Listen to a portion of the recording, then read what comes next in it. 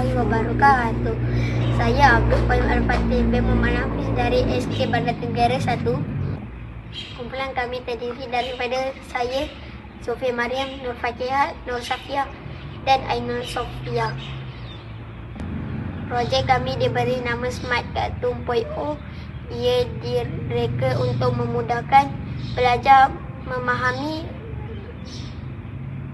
rantaian makanan haiwan dan tumbuhan secara interaktif dan mudah. Objektif inovasi ini adalah untuk memudahkan murid memahami konsep rantai makanan yang merupakan asas kepada biologi kehidupan. Sekiranya topik ini tidak dikuasai, murid akan sukar untuk memahami konsep seterusnya.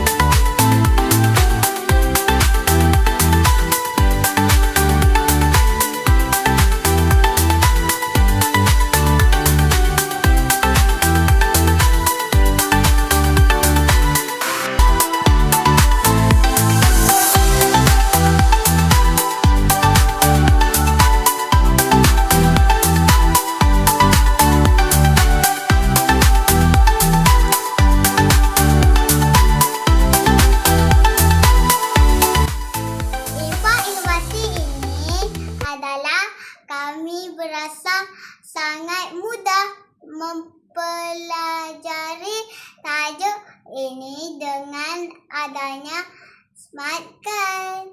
Malah kami lebih faham dan seronok.